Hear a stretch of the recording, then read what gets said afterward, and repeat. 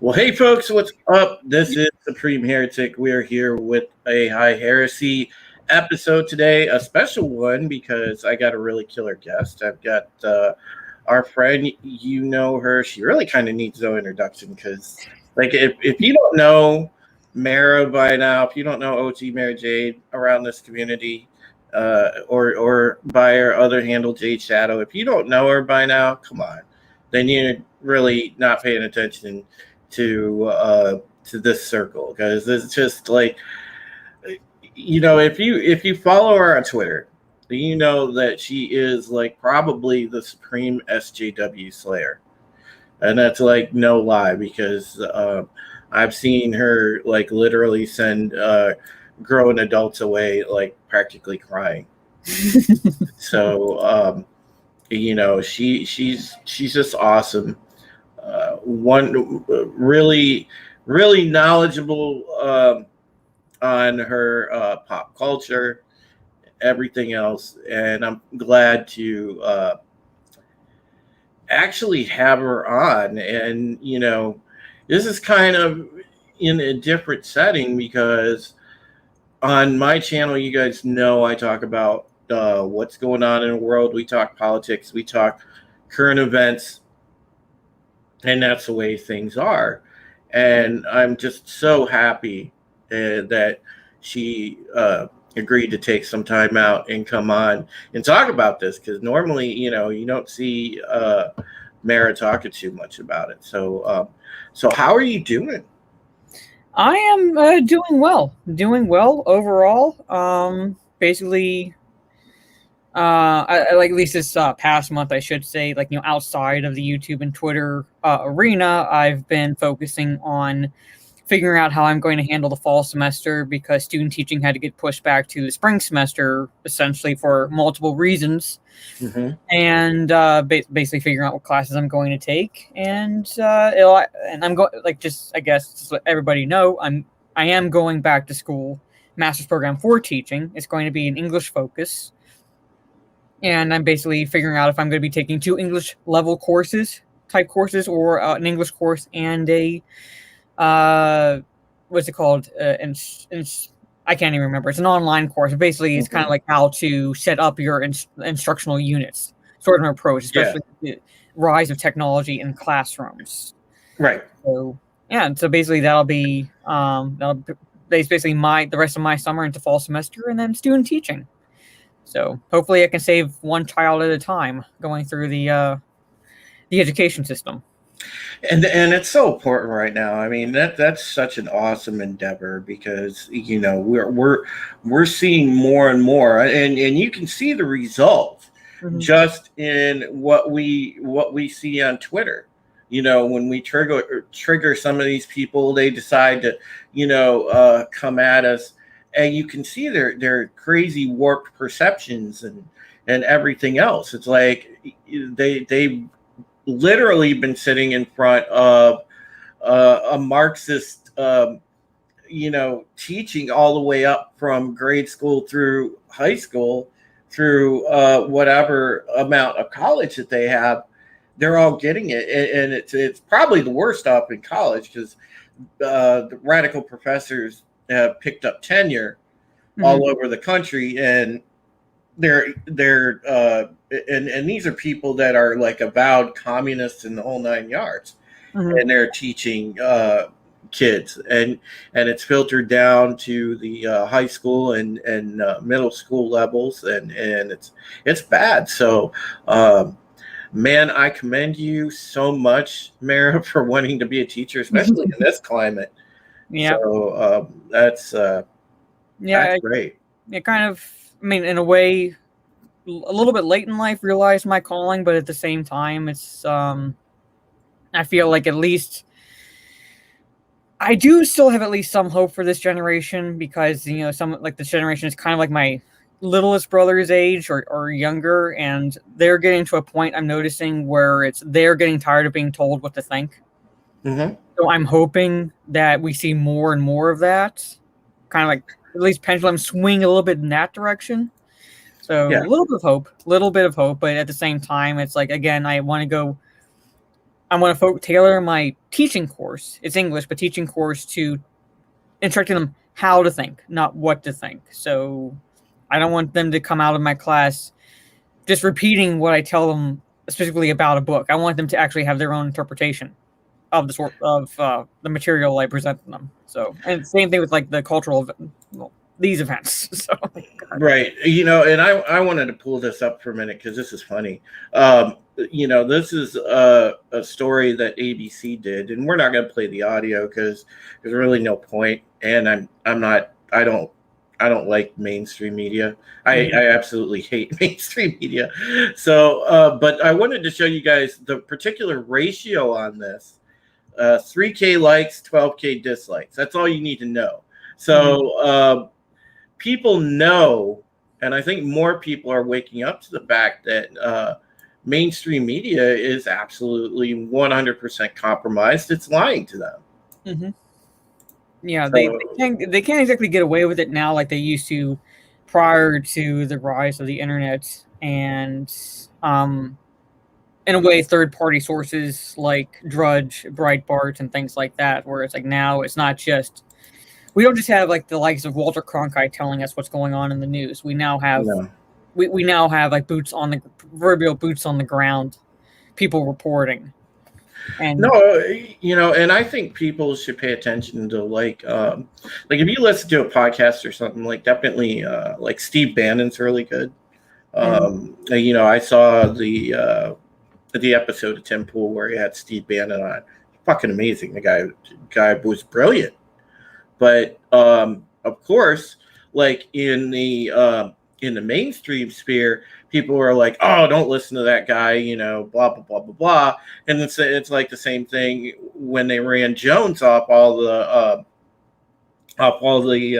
social media platforms because you have to kind of scratch your head and ask why. Is it because he actually brought to the forefront the idea of thinking that, okay,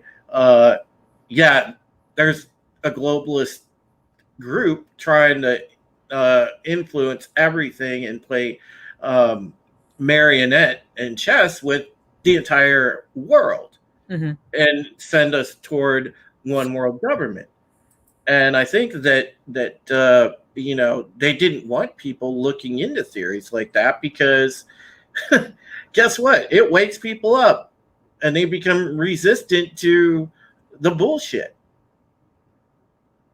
Yeah, pretty much. Like I was saying earlier, I think now with some of the younger generation, they're not necessarily becoming, I would say, involved in politics, but they are getting to a point where they are becoming the counterculture, and the culture now is one of tiptoeing around what you say with people and things like that. And the younger generation is looking at that going, just about literally rebelling and saying, you can't tell me what to do. So they are becoming the new counterculture. They are really. And let me take a moment and we'll say hi to the chat because a lot of people are in here and popping in here. So Tommy's in here, one of the best mods on YouTube, probably the best mod on YouTube. I love you, Tommy. You're my boy. Aura Chat is up in here. Good to see you, my friend. Godzillionaire. Hail to Godzillionaire. Good to see you. Roof Korean the base. And love you, Tony. Great to see you, buddy. My dude Resvergam's in here. Brian TB, aka Brian the Observer. Great to see you, Brian. And Keck, hail to you, Keck44. Got our boy Angelus Draven. What up, Angelus? And 70s Rock Band is in here. Hail to you. And Adega Outlaw. Hail to you, Dr. Adega. Great to see you. And of course, we got Stieg in here. He says, Mara put on leather pants and made me come here to watch. That's nice. And hail Keely Chow. Good to see you. But you're so right about that, Mara. There's a real big, and I think it's I guess if we want to call it the Great Awakening, people just starting to wake up and push back and say, no, we don't want this socially constructed nonsense, because what it has boiled down to is, and I know this is far from normal. Mm-hmm. It's a bunch of really bullshit rhetoric, and it's like all social engineering. Mm-hmm. Yeah, it's basically constructed in a way to control the masses. Mm-hmm. Pretty much, it's basically the elite few controlling the masses, which is essentially what I don't want to say what communism and socialism boils down to, but in a nutshell, that's what it is. That's why they want people to be worshiping the state. Oh yeah, absolutely, absolutely. We were talking about uh, all this turning into almost a replacement religion, and it's and listen, folks, you can clearly see the pattern there too, where Christianity has been pushed out and labeled as terrible and everything else, and some of the other religions, because they only want you worshiping the state, as Mara just pointed out, and this is nuts. Hail, brightest day! Good to see you, my friend. Yeah, it's funny because like one of the things that they said this week, and I noticed some people saying that they got off of Twitter, or they're contemplating getting off of Twitter. Yeah, so Saki came out and she basically admitted that the government is colluding with big tech. Mm-hmm. Yeah. I mean, we figured that. And I know most of us in our circle, we've all kind of figured that for a while, but I can't believe they actually had the balls to come out and admit it. That they're colluding with big tech. I mean, because she was saying, well, we're working to flag problematic posts on Facebook already. So if they're going to do it on Facebook, it's just a matter of time before they come over here, and because we know how Jack is, he's going to fall in line the same as Zuckerberg, and I wouldn't be surprised if it goes across the board on other platforms. So, alt tech wise, I'm not sure where we go. I guess, because Parler turned out to be a bust. I think like people are starting to get onto that Getter thing, but I haven't tried that out yet. I haven't made an account there. And there's still people like going on Gab and stuff like that. So I don't know. I haven't found really an alternate tech place like Twitter since Parler, but I guess I'm going to have to, because I don't know how much long I'm going to be able to. Yeah. I mean, I have a locals, but that's primarily as a backup in case something happens with Twitter, because it's difficult to keep up with like the multiple social media sites. Didn't Ruben started out with, didn't he? Dave Rubin started the on locals. I think so. Yes. Yeah. So I created both an account on locals and Minds, even though I got a Minds. Even though I don't really use them, primarily because, like I said, it's really just backups. So if anything happens on Twitter, I have those social media backups. But I mean, anybody who is supports whatever it is the Biden administration is saying about flagging problematic posts will be all for them until their post is problematic. Right? Yeah, and just like watch the and just like watch them have the nerve to look surprised. Exactly.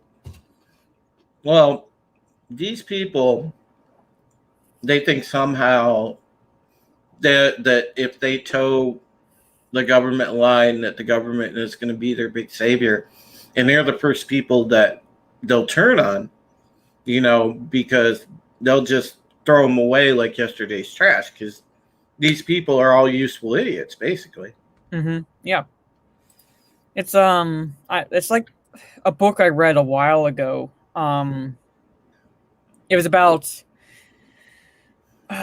Che Guevara, because you have like those idiots that walk around on their shirts and things like that, and it's basically Che Guevara's useful idiots. If you haven't read it, it's kind of like fascinating in both terms of the history and just the shock at the level of stupidity. Right. And about like when like anybody who knows him knows that he even got to a point where Fidel Castro was like, okay, he has to go. We'll let you know we'll let you know where he is, so you can take him out for us. It's like when you get that level of bad, and Fidel Castro is like, dude, you're giving us a bad image. Right. You're bad. Yeah. Well, it's like with these people that we run into on Twitter, and how crazy that their takes are, because they worship at the altar of, quote, social justice and all of it. And a lot of these people too, folks, listen, a lot of the SJW-ish type of people, like the bigger ones, like your Renfamouses of the world, they're paid. They are paid. They are paid activists to sit on social media all day and, dredge up this type of shit. But there's a lot of them, like just the normal useful idiot type of SJWs that, it's the funny thing about them is, they absolutely don't understand that a lot of the stuff that they support are complete grips. Like the people that have BLM in their bio and stuff like that, they don't realize that that's a huge scam, because it's a recreation. Because when I was younger, coming up in the 80s, all right, people knew Jesse Jackson, people knew Al Sharpton, because they would be like the ones that would, they would cherry pick a case and try to, generate outrage over it. And they would start the whole race hustle thing. And that sort of snowballed from just being kind of a rarer thing in the 80s to, progressively as we went over the decades. Well, that's turned into a full on, they've monetized it now and turned it into essentially an industry. Oh yeah, like pretty much exactly that. I mean, it's crazy. I can't figure out how people can still support stuff like that when you see, the CEO or the founder of BLM, and she's sitting there flaunting the fact, she's got 4 mansions, which, by the way, are in predominantly rich white neighborhoods, by the way, but power to the people. It's just, it boggles the mind, because if I was showing, a truth like that of an organization I thought was up and up that I had been supporting, I'd be like, okay, something's rotten in Denmark here. But it's like these people that support these causes are almost incapable of free thought. Yeah, they've become the literal NPCs that you see in games. Yeah, that it's like the movie. Have you seen the it's essentially a reboot, but the sequel to Jumanji, like Jumanji Welcome to the Jungle, and the one kid is describing the different like side kind of characters, and he's like, well, and he's saying they only have so many lines they say, or like literal NPCs. Basically, they are so set in whatever programming they have been indoctrinated with through schooling, and I say schooling very loosely here, but through Right. schooling, that any deviation from that would cause a meltdown, and they don't do that. They just stay on the programming path, so to speak. And for me, if they are incapable of free thought, then to me they are kind of a lost cause. Okay, Yeah. I'm just going to kind of focus over here on this younger generation that, like, maybe, just maybe, I can influence to think for themselves, like how to think, not what to think. As I said, like, that's going to be my teaching approach. Right. So I don't want to tell these kids what to think. I want them to look at a piece of, like, a literature and say, this is my interpretation of what the author means. They could be wrong, they could be right, but I want them to come up with their own interpretation, and based on the information he or she has. It's the same thing with cultural events. Yeah. It's how I was brought up. Basically, take all these different facets of information and put together your own opinion. Vigilante, hail to you, by the way, Vigilante Williamson. Yes, you are exactly right. They're not hacking our text, but what they're doing is, yes, they are observing our texts for quote unquote COVID-19 misinformation, which means that they're gonna come after you for telling the truth. Yeah. The useful idiots are annoying, but the real issue is unaware normies. Yeah, there's a lot of those out there too. Yeah. It's Tommy said pick to mode an impression on woke people's religious tenets. Yes, it is. Oh man. Yeah.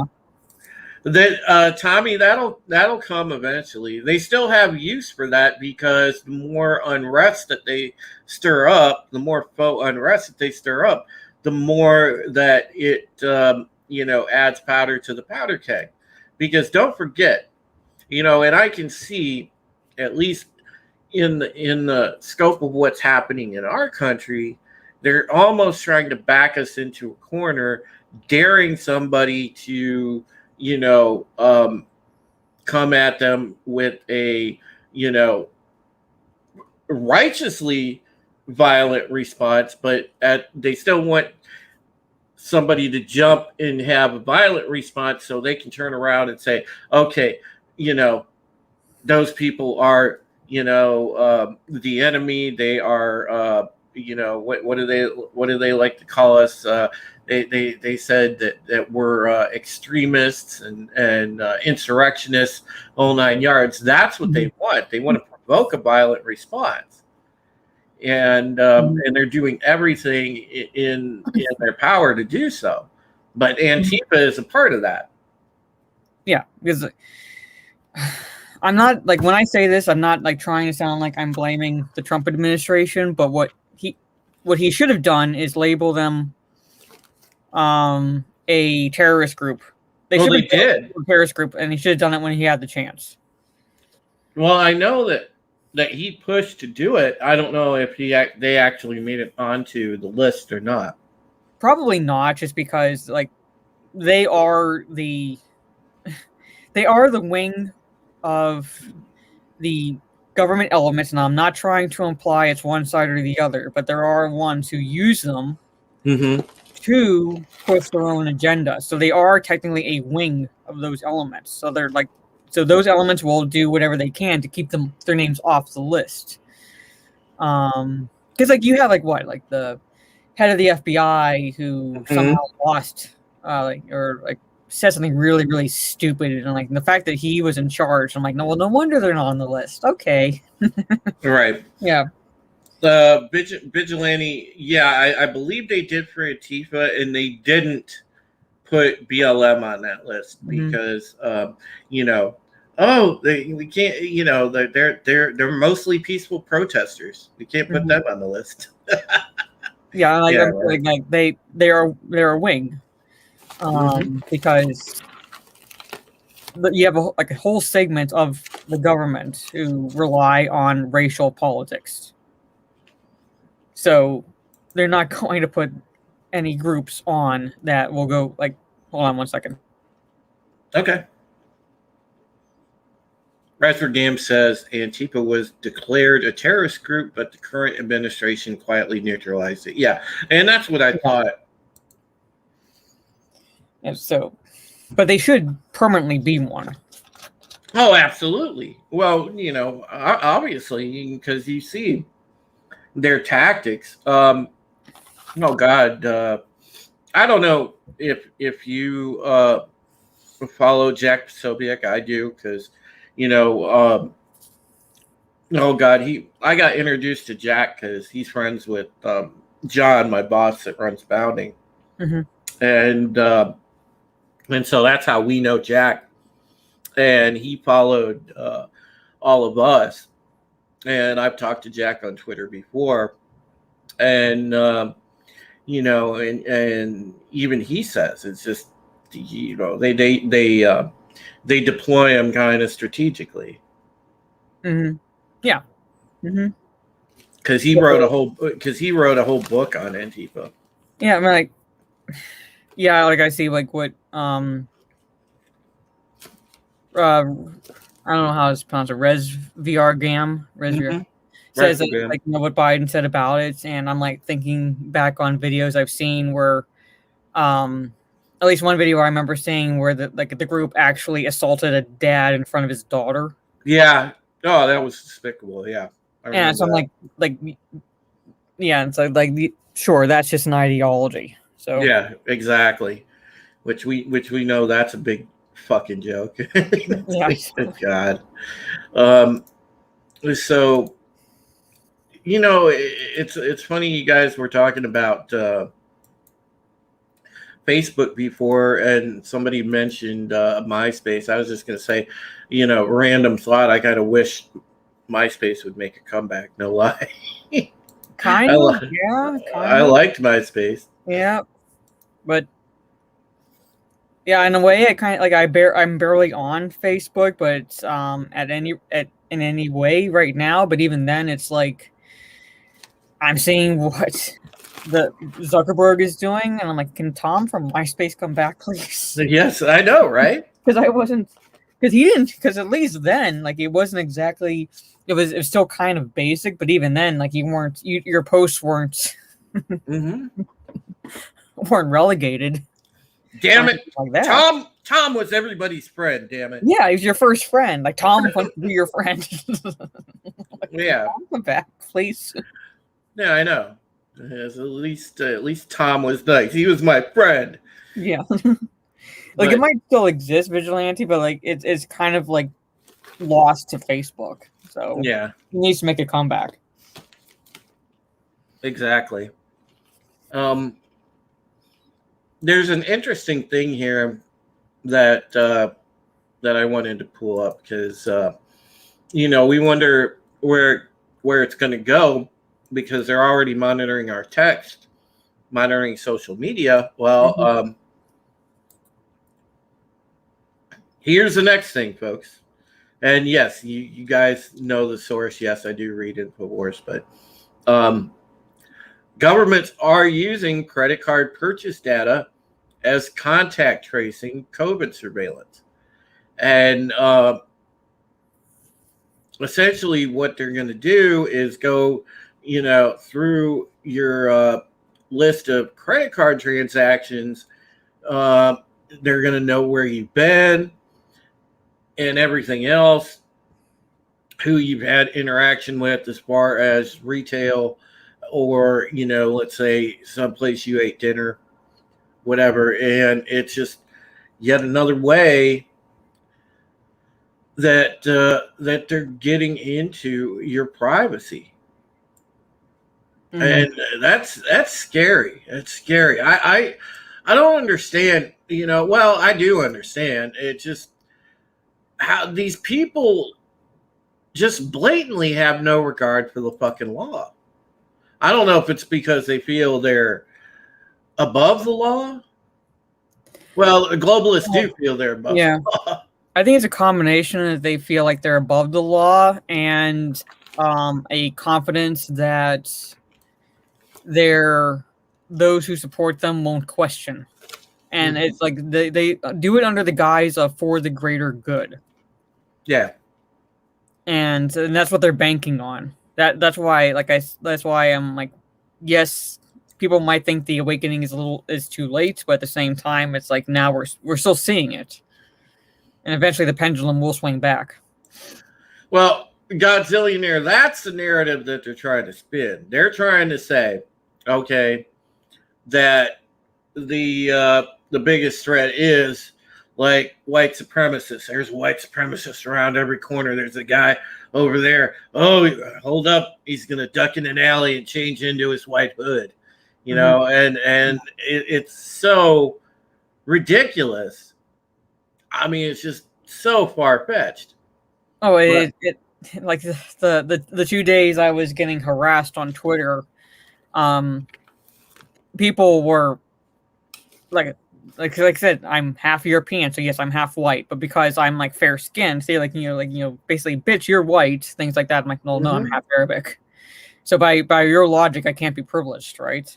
But I'm white passing to them, and that's the mentality. Basically, is like it's the white skin color is now deemed evil in a way, as if, like you said, like I'm like my European side is going to have me sneak into an alley somewhere and then put on a hood.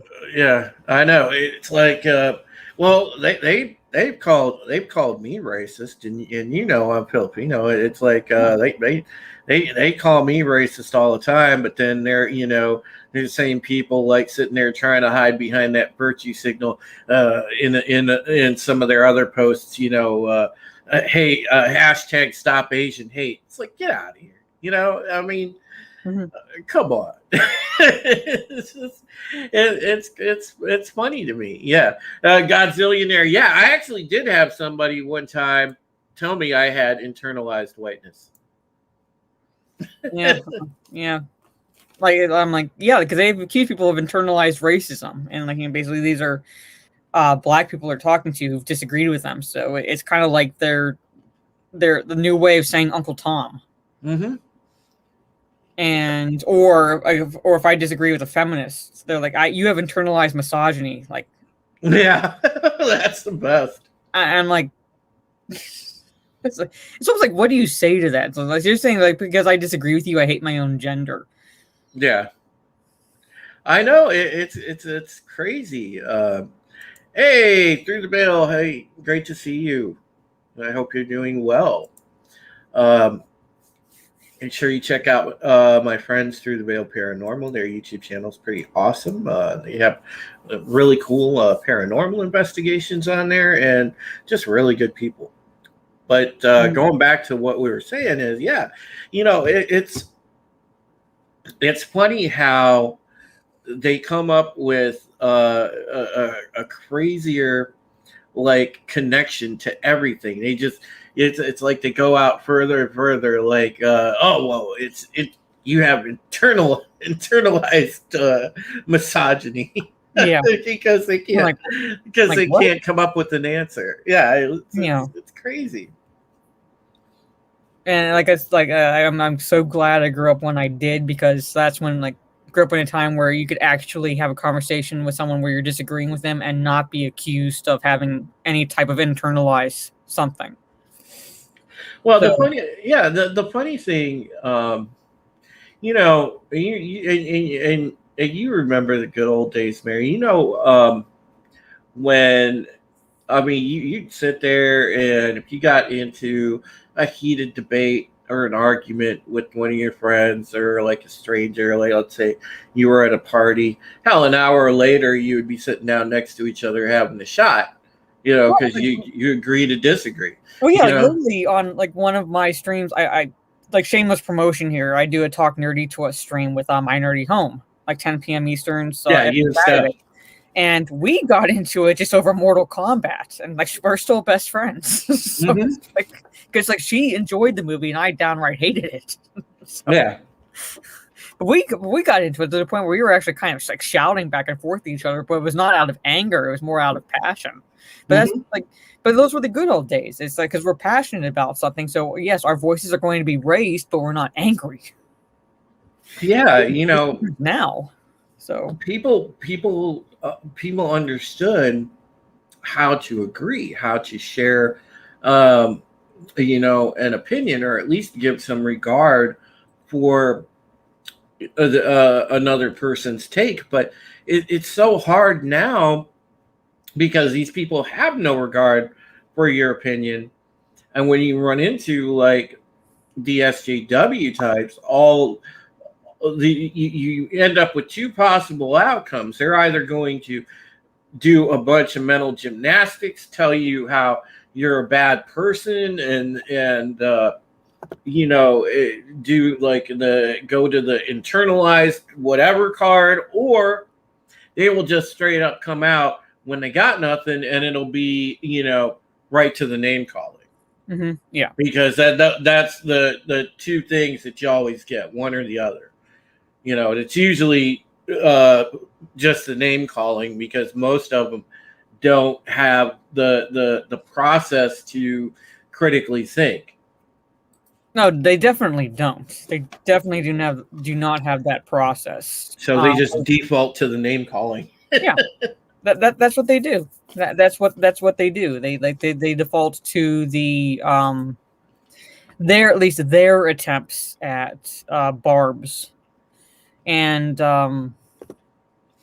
again, I'm sitting here, basically as an adult, the age I am, and going, like, man, when I was younger, like, we actually could actually insult people or like shit talk, and like you were just like so piss poor in your attempts.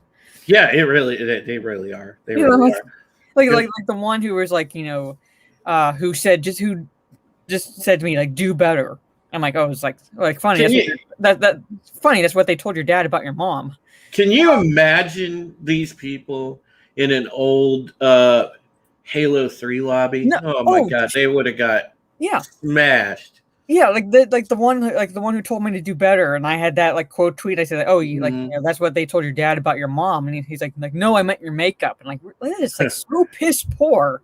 And then when one told me that I it's like, because they were like saying it's like, oh, you only have like the one joke, and for me, I'm like, if it works and pisses you off, I'm gonna keep using it. But and it's like you wouldn't last long. In like Xbox Live and things like that. And like, you would not last a day in a COD or Halo lobby before your ass would be clenched from all the butt hurt. I was like, what the hell? Like, you're like have the nerve to tell me I wouldn't last long in a COD or Halo lobby? And I'm like, I lived through that. I walked through that fire. You haven't. I can tell you right now, based on your responses, you haven't, and you would not last. My friend Through the Veil says, I got slammed for doing a mock drag for our 1K show. I had to do a lot of apologizing, and I'm certainly not against the LGBT community. Yeah, it's crazy. And here, let me make a point to you, Through the Veil. We have, and they used to blame it, like if you look back in the 80s, they used to blame the Christian conservatives for it, that there was like rampant Puritanism. But really and truly, it's always been both sides pushing for it, because there was a huge element, like when we were in the era of the PMRC. Remember, that was a bipartisan organization, and it was mainly wives, basically bored Washington wives of politicians. They needed something to, sit there and pick on. So they decided to go after music and video games and the whole 9 yards. Oh, yeah, I remember that. So, but the thing is now, and again, it is bipartisan, because there are some idiot repubs that join in on this. Not many, but some. And you've got rampant Puritanism within the social justice sphere. That's all. It just shifted. Yeah, it just shifted from one side to the other, and I point this out. Basically, Benny says your burns are great. Yeah, but I point this out on sometimes on my streams or when I'm talking to people and talking about those scapegoat mentalities. And this is really nothing new. It's like all it all that changes really is the sides that shift, because this can date back. I'm talking about blaming entertainment mediums for anything. This goes all the way back to those Penny Dreadful novels, because I remember reading cases where, well, put it this way, at least one case where a boy got off, a young boy, and this is going to be kind of tragic, but he killed a younger boy, and he got off on grounds of like temporary insanity or something like that, because he blamed those Penny Dreadful novels, those cheap dime novels that weren't fit for like civilized, basically civilized population.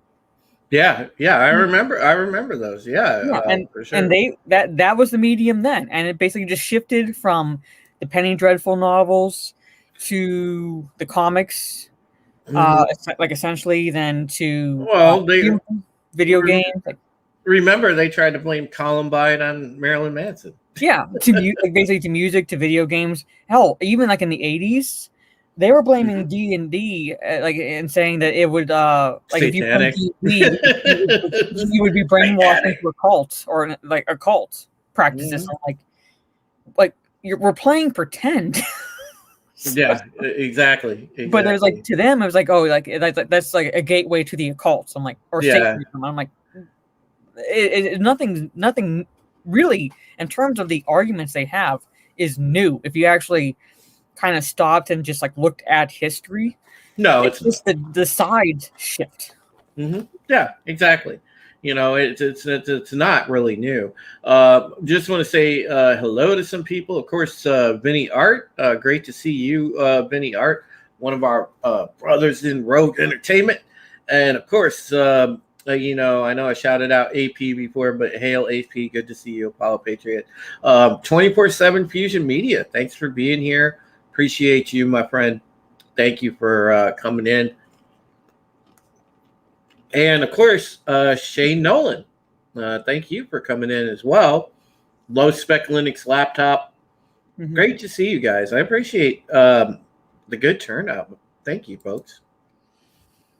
Yeah, Shane, I didn't watch the video, but again, even Vampire the Masquerade at one point. Oh God, fell into like that same scapegoat mentality as D&D, just because of like one case in particular. Like that's where I am. It's like, instead of blaming the individual and saying you're fucked up or you're crazy, it's basically blaming the whole. And it's funny. It's coming from the side that doesn't want you to blame.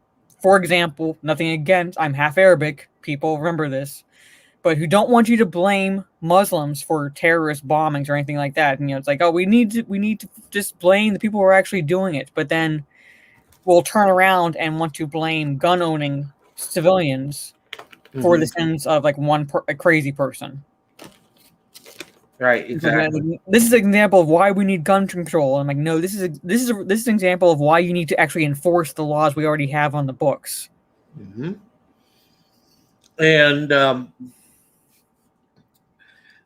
speaking of guns and things like that, I know you're a former veteran, and one of the topics I definitely wanted to cover with you was the state of the military, because God, it seems like, especially at the top, like people like Millie and people like that, we've got a real bad wokeness problem. Like, they are trying to spread it like you would not believe throughout the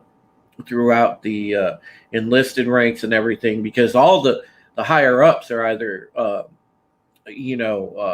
Joint Chiefs type of people, whatnot, are all political appointees, people that got their palms greased to make it up the ladder real quick, but they're all following and worshiping at the altar of wokeness, and they're trying to spread this throughout the race. I'm wondering if we're not going to get to a point where they, and this was my theory back when, do you remember a month or two ago when they did the stand down to quote, and I think this was about 4 months ago, they tried to what they said was they were going to, quote, root out extremism in the ranks, educate people about social justice, And there was another thing. Oh, and educate them about white supremacy. Yeah. And Again, I'm just glad I got out of the military when I did. and here's the thing that I wonder, because like, if you just see everything that's going on, I feel like we're getting to a point where this administration, as authoritarian as they're getting, may eventually, try to use the military on American citizens, not from the sense of, an absolute shooting war, because that'd be the most extreme, but definitely to enact martial law. I would not doubt it. And I don't know how many actual, boots on the ground enlisted people would go along with it, because I don't think Americans want to be in American cities marching through the damn streets or going to knock door to door trying to confiscate guns. No, I mean, if you actually, if people would actually look at basically a breakdown of red versus blue in the states, Mm-hmm. the United States is actually more predominantly right-leaning to right. It's just basically those who are left-leaning to left are kind of hold the cities in a sense. Right. So just looking at a map where it actually shows the actual political skew of the American population, and the fact that actually even in the military, and I'm saying that even when I was in the military, it was like the same thing. Mm-hmm. Primarily right-leaning to right, not necessarily in terms of like Republican versus like Democrat, but more like conservative viewpoints and things like that, and patriotism. Right. They're not going to turn on their fellow Americans like that, especially for what they would view as a corrupt government. So you could actually see, in a way, a level of defection within the military. Not necessarily like leaving the military, but blatantly not following orders. Yeah, because I mean, think about it, Mara. If you're an active duty soldier right now, I mean, that's like taking up arms against your own family. Yeah. And never mind like everything that is being spread around with this woke doctrine and the way that our administration is acting. There's a lot of things that don't even line up with the Constitution, which by oath we're supposed to, support and defend, because I actually took that oath at one time. I was in depth to go to the Navy. I didn't wind up going because I got all the way to the job counselor, swore in everything, and then they didn't have not any of the career tracks I wanted, and I'm like, it's not for me. I'm peacing out because I want to have a civilian job after I'm done. Mm-hmm. Yeah. And so I didn't decide to go. But the thing is, when you take that oath, it's clearly in there that you're defending the Constitution. Mm-hmm. And defending the country against enemies, both foreign and domestic. Yes. That's exactly the whole point that people forget about, like when you take the oath to join the military. And if they view the government as an enemy of the people that we swore to protect, that's our oath. Mm-hmm. And the thing is, too, is that, I don't put it past them to put soldiers in that situation. They have the guy that organized the gun grab during Katrina. They have him in a pretty high level position. So and few people probably know this guy's. Yeah, same guy that ran the Hurricane Katrina gun grab in Louisiana, where they went door to door. We had troops on the ground at that time going door to door through the neighborhoods. They confiscated people's guns. And see, that's my biggest fear. Mm-hmm. Are they going to come and do that to us? See, like the reason I don't want to say when I use the word like this phrase, it works. I mean, I think the way they were able to at least do that in that sense was because it was under the guise of a crisis happened, and two, it's fairly localized. So you would still have that mindset of, well, it's not on a national scale, so I don't think we have too much to worry about. And that's where we if it ever got to a national scale, then I think you would definitely see the pushback. Yeah, well, I think a lot of soldiers and sailors wouldn't go along with that. No, like I said, I come from a personal experience knowing, basically the I guess the mindset, for one of a better way of putting it, of the airmen, the wingmen I have, in the Air Force. I was Air Force, but I also served along with Army and Navy and Marines. And the military is predominantly, like I said, kind of let's put it this way: center to right, leaning to right. Mm-hmm. And isn't there a thing as well? I will not follow unlawful orders. I know we had that in the Navy as one of the big general orders. Yeah, basically rules of engagement are you follow lawful orders, but if the order itself is unlawful, then we are within our own rights within the military to disregard those orders. Mm-hmm. So again, basically, if the military is ordered to act in a way against their fellow citizens, it's an unlawful order, because that's instituting martial law in a sense where martial law needs not be instituted.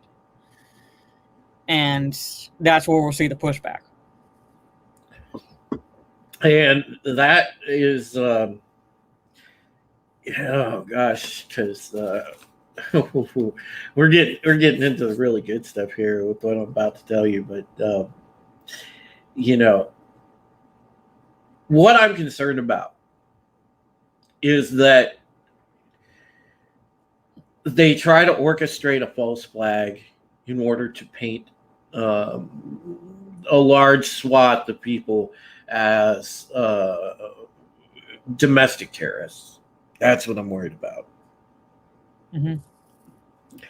And I can tell you, I don't know if you know, but hail Wes, I was in the Capitol, Mara, on the 6th. I was down there. I was on Constitution Avenue when people were, marching. I heard the president's speech, everything. I actually live streamed from there. Somehow, by the way, too, guys, I think my live stream is still up on my channel. I don't know how, but it's still there.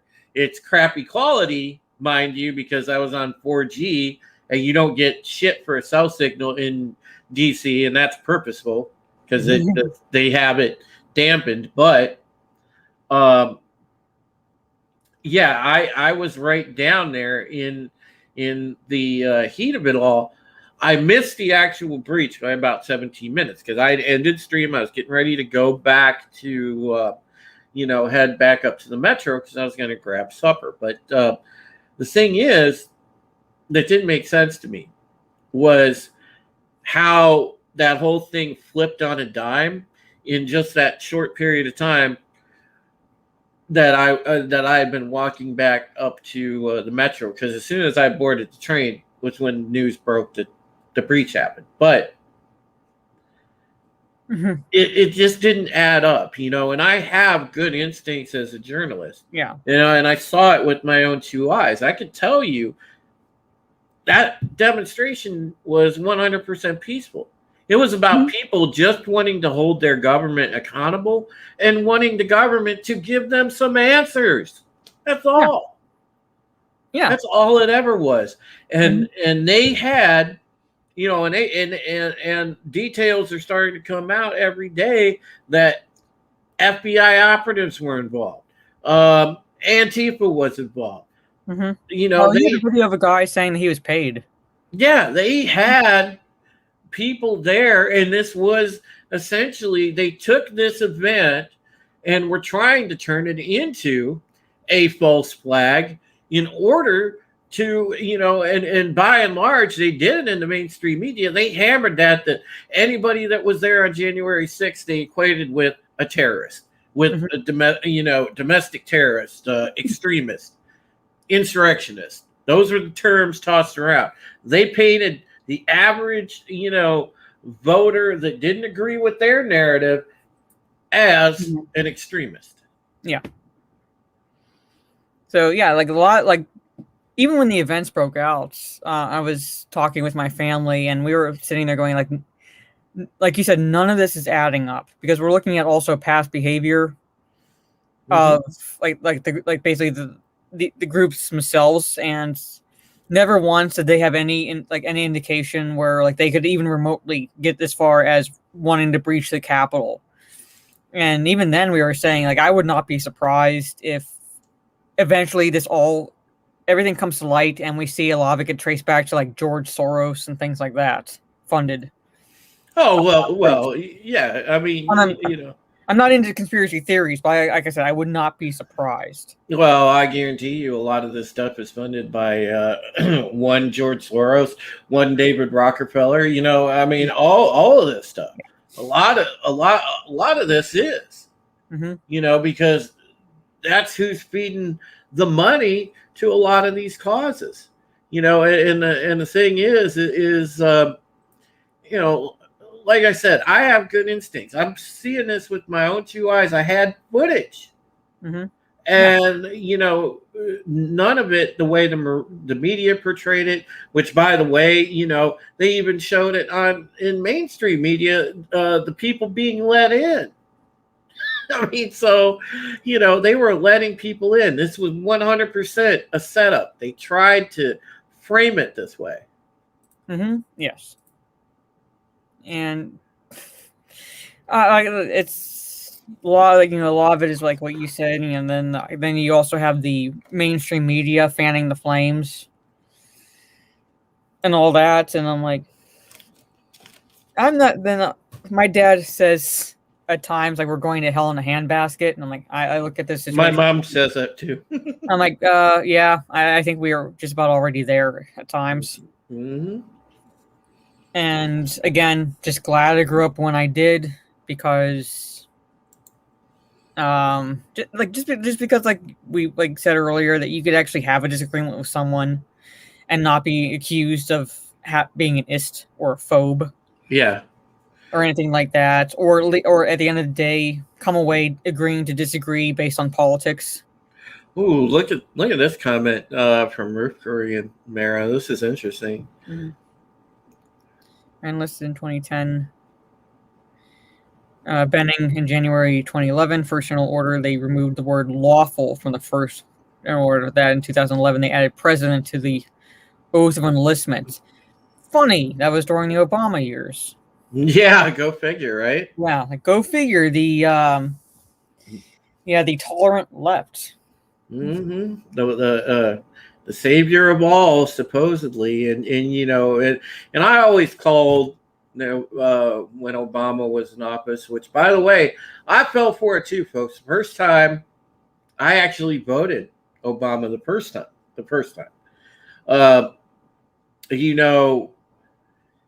The funny thing was that in retrospect, the guy turned out to be the silver-tongued devil. That's what I like to call him. He turned out to be the silver-tongued devil, because the guy was a great orator. He was a great speaker, but, a lot of the times he was just, he's an evil son of a bitch. I called him a snake oil salesman. Yeah. Well, that's pretty apropos too. Mm-hmm. So it's crazy. They just seeing the progression here, but when you think about it, and listen, Wes and I, we touched on this last night during his birthday stream a little bit. There's only going to be so long that the globalists and their bullshit, that they're able to get away with it. And there's only so long that they'll be able to play nice with China, because China is greedy for power. They have their own designs on wanting to get back at the West. And they're eventually going to be at cross purposes too. And there's going to be static. And I wouldn't be surprised, by the way, folks, if the globalists don't try to organize a war against China.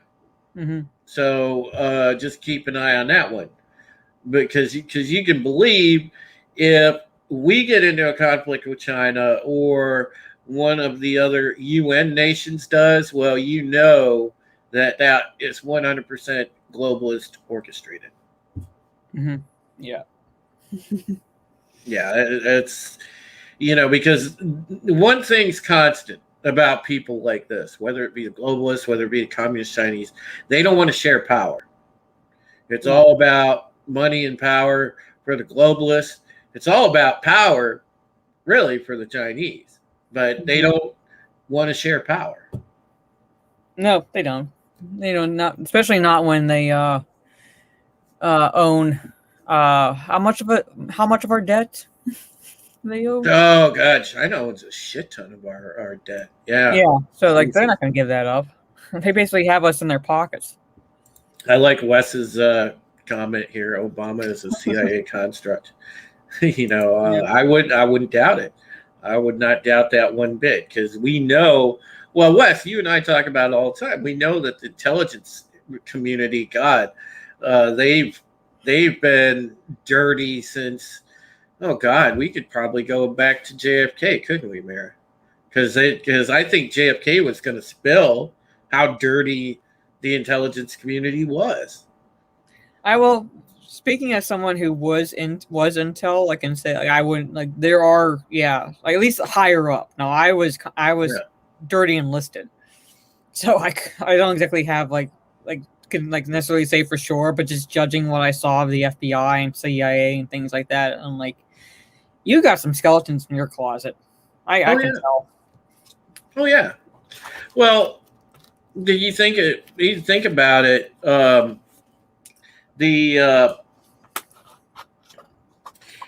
it was funny because I was walking. I got it from a documentary on UFOs of all things, but I was watching the documentary about UFOs, and Stephen Greer was on there, and he stated the ridiculous amount of money that taxpayer money, by the way, it's something like at least $13 billion a year is spent on black budget projects. Mm-hmm. Yeah. And it's crazy. Mm-hmm. And that probably includes off-book ops, the whole 9 yards. So, yeah. Mm-hmm. Yeah, and then they do that, but then they you can't Area 51 is off limits and things like that, and I'm like, well, I'm at the point where I'm like, just release some of your files. Are UFOs real or not? And if they are real and you're trying to mimic their tech, well, let us know so we know what money let us know what our tax dollars are being used for. I don't know how I'm gonna handle it though. Like if one of those crazy theories winds up being true, like our government has some kind of technology sharing agreement with an alien race, and now alien race wants to assert control. Like that was the thing. Like we in exchange for their technology, we gave them like a certain amount of control, and then you find out some of them are masquerading as humans. I don't know if I could. They're kind of like in V. Yeah, I mean, yeah, it'd be like V. Mhm. I don't know how I would handle that too, but at the same time, I'm shameless when I say this, but I'll be ready to point and go, "You want them? I had nothing to do with it." Yep. Exactly. Exactly. Man, God, this is just it's just so good. You know, I love your views. I love just talking to you on this because you're so smart of a conversation, and and man, this is like so good. Uh, Wes says it's like They Live too. Yeah, I love that movie, dude. Mm-hmm. Yeah. That's So a classic. That's that is on my I guess you want to call it my red pill movie list. I watch Red Dawn, the original. oh yeah, The I ignore the remake. let's see, They Live is on there. Mm-hmm. Oh God, there was there's another good one that I was thinking of was on there, and I'll think of it probably soon. But yeah, I mean like. Uh, Roadhouse is on that list. Don't ask me why. It's just because Roadhouse was awesome.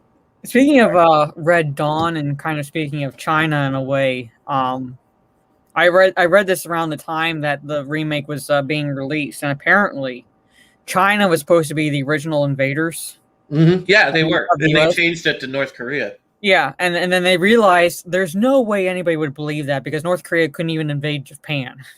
Yeah, So to add believability to it, they included Russian Spetsnaz. yeah, And even before they said the line where they were looking into the crowd with the binoculars, I saw the uniforms and I'm like, okay, Spetsnaz. There you go. and it's like it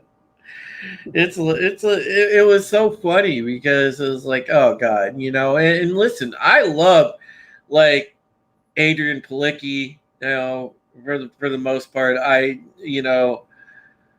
enjoyed Chris Hemsworth, but it's like, yeah, that won't ever come anywhere close to the original. No, no, it won't. Basically, like I said, I stick with the original. I saw Red Dawn in theaters just because, but basically because of my love for the original, and I wanted to see what they would do Yeah, with it kind of set in current day, things like that. And I came out of that movie thinking like that was shit. that was it. Really was. I do understand the use of I do believe like they would use EMPs and things like that, but then I was like looking at the kid that was still looking at the picture of his girlfriend on his phone, and I'm like, his phone would be dead. I Yeah, know enough exactly. about that to know that he wouldn't be able to turn his phone on. Hmm. And I'm like, okay, they didn't do their research. Okay, moving on. Yeah. Hail to Darth Haster, man. Good to see you, buddy. I'm glad Mhm. that you're hanging out in here. There's Um, there's actually a show. It's not nothing really to do with red pills or anything like that. But the reason why I partly knew about the Spetsnaz is I used to watch a show called oh, what's it called? It was a versus show where they would pit different classes of fighters. oh, I know what you're talking about. Yeah, I know what you're talking about. It was good. Yeah, and they pitted the Spetsnaz, I think, against the Army Special Forces for an episode. And I'm blanking on the show. Was it Warrior versus Warrior Soul Assassin? It was one of those. But I think it might have Yeah. been Warrior versus Warrior because yeah. Yeah, I think he's right. I think it was probably that. Um, Hmm. I used to watch that show a lot when it was on. yeah, I liked it because I like history. I like historical stuff. Um, but yeah, it's quite interesting, Godzillionaire. That coincidence, by the way, it has been ramping up. Yeah. But Rest in peace, Roddy Piper. Keely Chow said it's the deadliest warrior. It's one of those. It might be Deadliest Warrior, but basically it was pitting two different classes, generally two different classes. Because I remember one episode was a Maori warrior versus, I believe, a ninja. Mm-hmm. So it's like one of those like basically two classes that like normally would not fight one another. They would not expect to see fighting one another, but they were looking at like the weapons they would use, the techniques they would use, and kind of with like sort of a statistics point-based system, figuring out, okay, out of these 10 fights, who would win the most? You're right. Yeah. And now our buddy Orange Hat does the versus Yeah. streams. So basically, yeah, it's like the same concept, which I do enjoy. But like I said, I used to watch that show a lot, and I was watching that show at the time the Red Dawn remake came out. So as soon as I saw the uniforms, I was like, okay, Spetsnaz. Yeah. Yeah. I see modern Hollywood just can't do reboots for shit anyway. No, they can't. I mean, modern Hollywood, no, but there were times when, not saying they could necessarily, but I've grown up with watching classic movies to the point where Hollywood has been remaking their own movies since just about the dawn of Hollywood. Right. And because I grew up watching Turner Classic Movies, and there was literally within the same decade, even 2 movies that came out, same plot. One was a remake of the first one. Even had one actor coming back and reprising his role within the same decade. So it's nothing new, and that was back in the 30s. Nothing new, right? But at the same time, it's like so. I'm on one hand, I'm like, well, Hollywood has no creativity, but then on the other hand, I'm like, well, they have had no real creativity if you think about it for decades. It's just, do they make a good enough entertaining movie as a remake? That's the point. Yeah, exactly. Because you know the movie Dirty Rotten Scoundrels with? Oh God, yeah, I remember that. That's actually a remake. Yeah, that's actually a remake. I don't know how many people like actually know that, but that's a remake, and that's one of the few instances where the remake is better than the original. Yeah, Dirty Rotten Scoundrels is funny as shit, man. That would not fly today. Actually, they tried doing a gender swapped Dirty Rotten Scoundrels, and it's bombed. Of course it does, because when they try to force that shit, and we've got, I mean, we laugh at that every time. Like when we're sitting there, and like if on a writing day, like on a typical writing day, guys at Bounding, like when we're looking, through what's going on in pop culture and figuring out articles to put out there, it's just hilarious because this is just the stuff. It just gets more ridiculous by the day. The concepts that Hollywood comes up with, or the reboots, and the fact they're falling all over themselves. Who can gender swap better? Who can race swap more? It's like, it's so funny. And yes, Godzilla, technically the thing was a remake too, but the technical remake was actually closer to the book. Yeah, I was going to say, because you're talking about Carpenter thing, right? Yeah, Carpenter thing was actually closer to the book than the 1951, which was called Thing from Another World. Right. So, technically, it was a remake, but it was closer to the source material than the original adaptation was. Yeah, Shane Gladiator was a remake for sure. Well, basically, Hollywood's been doing this for decades, and when people complain about that, I'm sitting here thinking, yeah, but they've been doing it since they were formed, almost in a sense. Yeah. Was Ben-Hur has been made 3 times. The original was in the 1920s, but most people don't know that. Most people think that the original is the Charlton Heston one. What? I don't want to think that, Wes Moody. Oh gosh.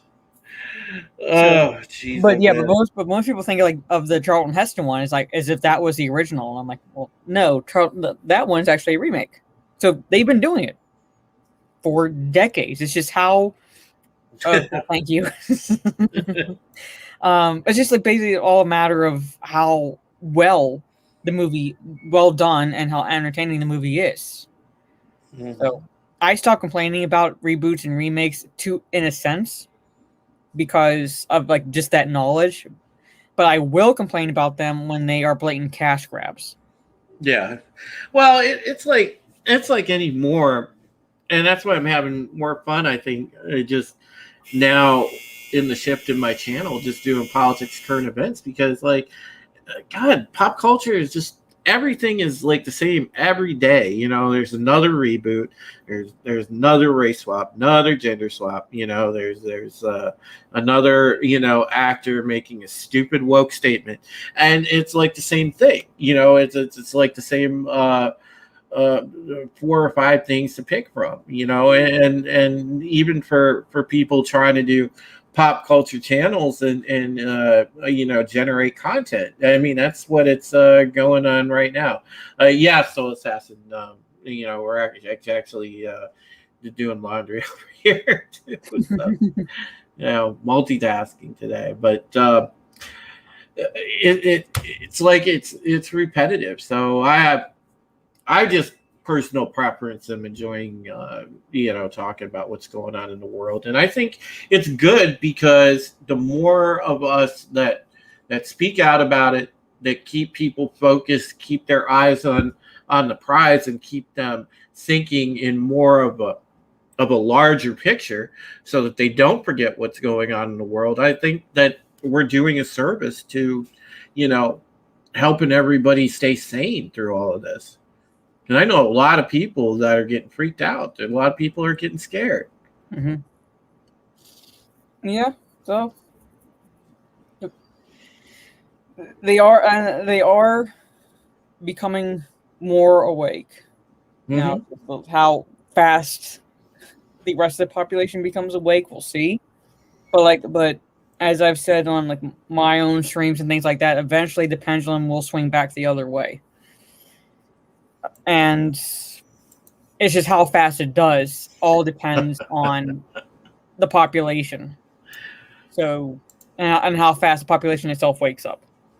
Razorgam, I understand where you're coming from. Listen, there's nothing wrong with going back and enjoying the classics, because that's what we need to do. I mean, I don't watch hardly any modern stuff. And you guys know when you come here on Thursdays when I'm doing Pegasus Actual and I'm talking about BSG, it's because BSG was good. To me personally, that's the last good TV show that I watched. I can't even remember the last good TV show I watched because I basically just about stopped watching TV a while back. I think like the last things I was watching, which I sort of need to, and when I say catch up on, just basically just going back, and that's an animated show called Bob's Burgers, because they poked fun at stupidity and things like that. So they were still they hadn't gotten cursed with identity politics or anything like that. Archer is what I watched. I want Beavis and Butthead back. Because I liked Beavis and Butthead when I was in high school, but man, I'll tell you what, it's like, if it came back now, it would just, it would be like woke Beavis and woke Butthead, and it wouldn't be any good. Probably not. Yeah, I mean, like I said, it all depends on the creator. I kind of touched on this.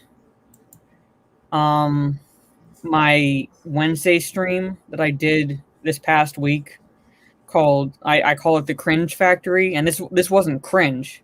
This is probably cautious optimism. But one of the original co-creators of the show Sliders, which is I used to watch a lot. Oh yeah. Would love to relaunch it, like reboot it in a way, but he wants to use the original cast as well as add new cast members, and he's saying that he doesn't want to couch it in a way with political correctness or anything safe, and he's pitched episode, I guess, plots to people, and he's been told that he can't do them. Yeah, no. Yeah, they both like that. Oh, that is great. Yeah. Wes said Tracy Torme. Yeah, that's the exact guy. Yeah. And come out and saying that it won't be woke at all, which is why it's like I'm still at a point where it's like I'll believe it when I see it, if it actually comes to light. But when you have one of the original co-creators saying that, you know, what's making it difficult for him is because he doesn't want it to make it politically correct, that gives me at least some hope. And it could work in a way if they do it the same as Cobra Kai, where they initially focus on the original cast and slowly add in new characters and so you get to like the second season and it's okay, now we care about these new characters. It could work. Yeah, if they work them in like that, and you know, you have a general like kind of passing of the torch style thing, that would work. You know, or just a combination of some of the OG characters and some of the, you know, new characters. That would work too. You know, it all depends on you know, how they do it. But it's so hard now in the industry to navigate around and be able to, you know, if you're creative and you're working in Hollywood, to preserve your vision, you know, because we've seen that time and again, because you don't get to, because they're telling you, you know, you have to throw this in and you have to throw this in and this is the messaging we want, and you know, it's almost out of your hands. It's crazy. Yeah, that's where I was saying, like, you know, I'm hoping, like, based on what he's saying, that's like the difficulty he's facing is like not so like is more that he's being too politically incorrect. But but he's probably being told no by people who've never watched the original series. Because if you think about some of the episodes, some of the realities he came up with in the show, it was pretty advanced for its time and possibilities. Yeah. And it wasn't really just focusing on one side or the other with the realities. It was just, hey, like, you know, it's kind of like taking alternate history and turning it into alternate dimensions. Oh gosh, yeah. It worked. And like I said, in a lot of ways, it was ahead of its time when it aired. And whatever politics in it wasn't one side or the other. It depended on the alternate history. Well, it was the same as what Star Trek Deep Space Nine was, and some of that formula where, you know, they left it up to the viewer, you know, because they respected your intelligence as a viewer, so they didn't push an opinion on you. They let you watch the material and form your own opinion. Yeah, and Sliders, at least, like, I mean, I stopped watching it kind of when the original cast broke up. When I say broke up in a way, I mean like when John Rhys Davies left, when Jerry O'Connell left, and it kind of shifted to like these different characters. And like basically, and also life happened, so I started stopping watching the show. But even up to that point, it was the same way. It would show an episode, it would show the plot, and just say, and wouldn't beat you over the head with you have to accept this reality or anything like that. It was just, this is reality. What's your interpretation of it, basically? And then they would slide, quote unquote, slide into another dimension for the next episode. So, and they would leave it up to the perception of the viewers. Yeah. Resvergam, I give Seth MacFarlane credit from what I've seen of the Orville, and I've seen everything up mostly. He's been pretty fair, and yeah, he is. As I definitely I definitely don't agree with his worldview, but I think that he has done a pretty good job of keeping it pretty down the middle, so I give that credit. Pretty down the middle, to the point where it's I never really used to watch Family Guy necessarily a lot. I would watch it from time to time, but it got to a point where he even had Quagmire just rip Brian a new one about how when I say in terms of politics, I mean it's the episode where Brian was trying to figure out why Quagmire didn't like him. And like Quagmire finally breaks down and is like, okay, you want to know why? And it's just just this litany of everything that how hypocritical Brian was. Mm-hmm. and things like that. So I'm like, oh wow, he had the balls to do that on that show. Okay. Yeah, that's good. I mean, he's been pretty fair, where I would say so far in his time in the professional projects he's put out there. Mm-hmm. So I'll give Seth MacFarlane props for that. Mm-hmm. Yeah, exactly, Agent Decibel.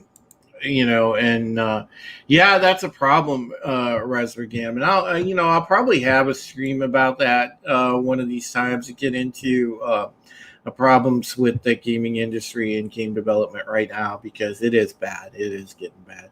Yeah. Not to not do another shameless plug on your video, but my most recent video, which if you can sit through, a half an hour, I apologize for that, but it was kind of a long article, and it's kind of a long rant, but it touches on the mentality. Well, primarily the mentality at Blizzard Gaming, Mm-hmm.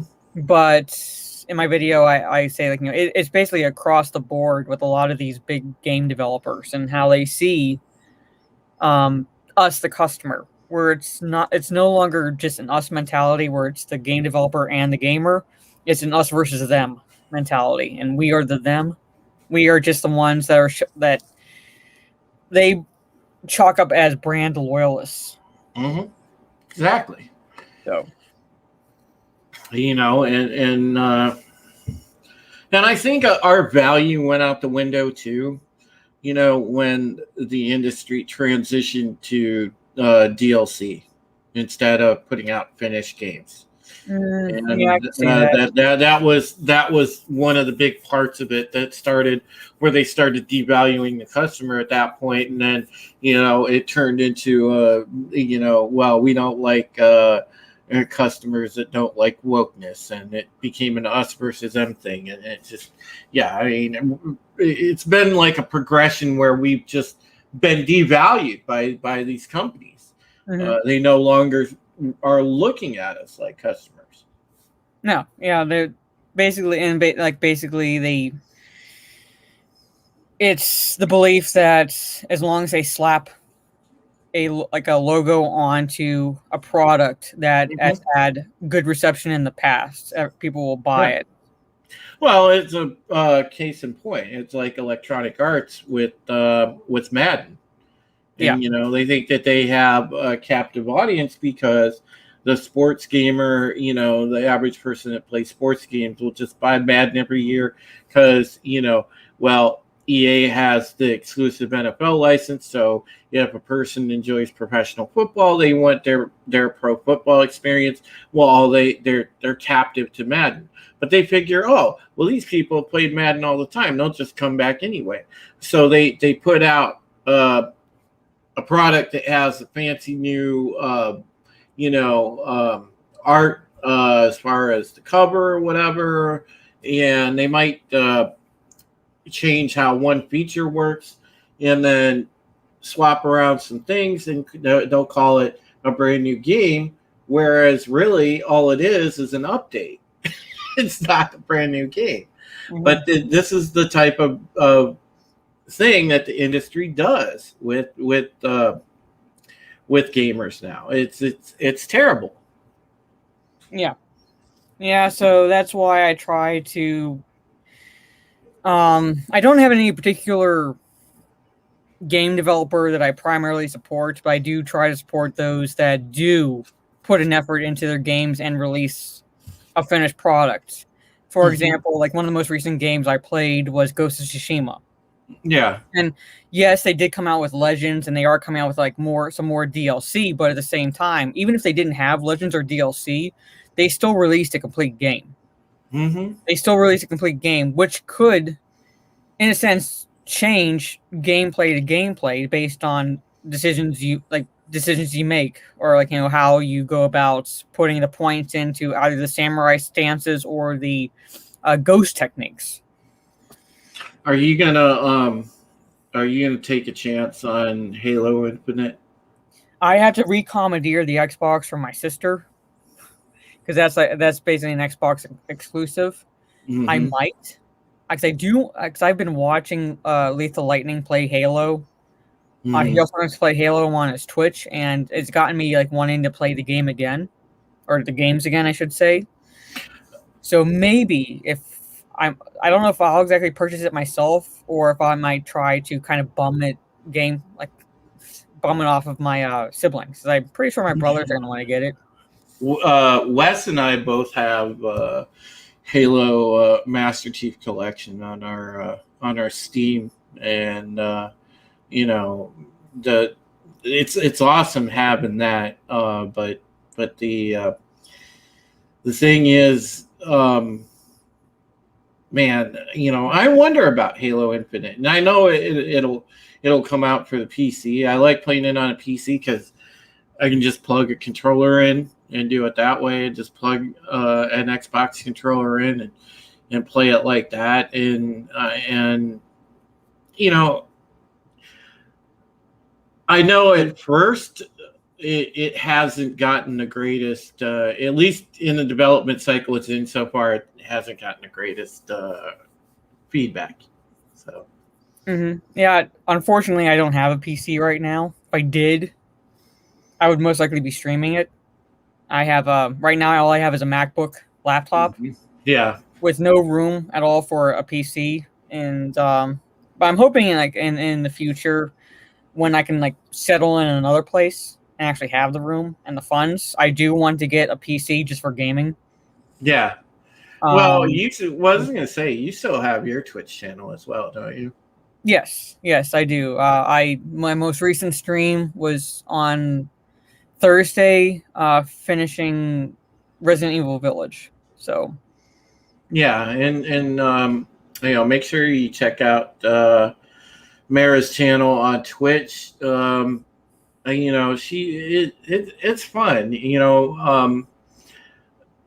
and even though, like I said, we've never gotten really the chance to get on the same stream together, other than if we were on somebody else's stream. But I've always, since the first time I met you, I always thought that you were really awesome, and thank you. And I hope everybody gives you the support that you deserve, because you're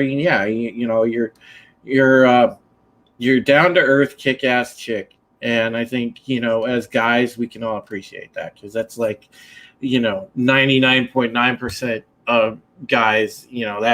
That's your dream archetype. So thank you. Oh man, I just raised right, pretty much. I had someone on Twitter after the all that shit went down, are you a Gen X generation, or he asked me what generation am I? I said, well, I'm Generation Y. I mean, technically, if you look at the breakdown, right, and they said that I could have basically sworn based on how you acted, you're a Gen Xer, pretty much. And well, I must have been raised right, because that's basically how I am. And even not, when I couch this, it's in the way my dad raised me. It's not necessarily to do with anything specifically in terms of gender, but both my parents raised me to not let anyone tell me, just me, that I can or cannot do something. I have to figure it out for myself. So that's how my dad primarily raised me. He's he raised me to not be reliant necessarily on anyone. It doesn't matter who that person is. Yeah, exactly. And that's the way it should be. Me being a Gen Xer, we were the generation of we had a lot of the latchkey kids, you know what I mean? So it was figure shit out on your own.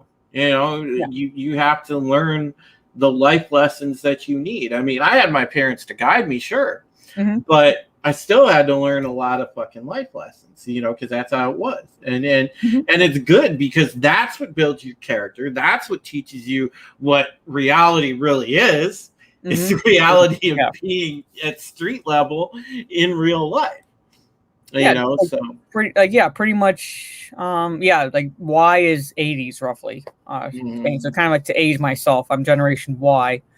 But yeah, like my parents' philosophy was, if you're tall enough to see over something, you're old enough to learn how to do it. right. So once I was tall enough to see over the counter, I was old enough to learn how to make my own lunch or whatever. Once I could see over the lawnmower handle, I was old enough to learn how to do the lawn. Right. Washer and dryer, same thing. You can see over that one. Okay, you're old enough to learn how to do laundry. Mm-hmm. Exactly. To the point where it's just when I was in college, like freshman year, like this girl I went to high school with, kind of, she's not. I don't hate her, but she kind of followed me from high school to college, when she found out where I was going, just because she was kind of like one of those awkward type of kids. You're right. Yeah. But she would go home every weekend because she didn't know how to do her own laundry. So she would go home every weekend so her mom could help her out. Well, Same age as me, but she was never taught how to do her own laundry. Oh man, it's I mean, I learned a lot of life lessons early on, and that's kind of like what helped. But God, we were I think a lot of the reasons why I question authority is like the Generation X was the fuck you, I ain't gonna do what you tell me generation, and that's the way we are. We tweak with authority. Mm-hmm. Yeah. So I mean, it is what it is. But I want to say, it's just. I hope that more people develop that sense of questioning what's going on around them, and I hope that collectively, those of you in the chat, Mara, me, I hope we can continue to wake people up, and that's the only hope that you can have, is that our brothers and sisters, our neighbors wake up and make their voices heard, or at least take the correct precautions, because believe me, in this day and age, folks, you're going to need to at least make sure that you're armed, make sure that you have a secure piece of land, make sure that you know how to do the basics, at least grow some basic food, have access to natural water, Mm-hmm. Things like that, so that your needs are taken care of, because it's going to eventually, we are going to have to get away from cities. I think that's inevitable. No, well, yeah, probably in the future, I will say that. How quickly that'll happen, I don't know. I'm at least lucky enough that I'm kind of close to the city, but far enough away that I'm not affected by it. So. Yeah, folks, remember, this channel is not monetized, but if you would like to help, if you would like to continue to support the channel, if you enjoy the things that we talk about, the content that I have, please feel free to use the following link, and you can, it's an alternate way of super chatting. You can look at it like that, and it does help the channel. So I appreciate anything that does come in. It's never required. The only thing that's required is your great presence here, folks. And I am so happy that you joined myself and Mara today. And, we had a great stream. We had a great discussion. And I'm going to go ahead and give her the floor so that she can tell you all about the awesome things that she has going on. So let them know, Mara. Okay, well, thank you again for having me on your channel. It was an awesome conversation. I don't plan videos, and unfortunately, I have to get back into the habit of making them consistently. It's just very difficult during this time, at least coming up, because I will be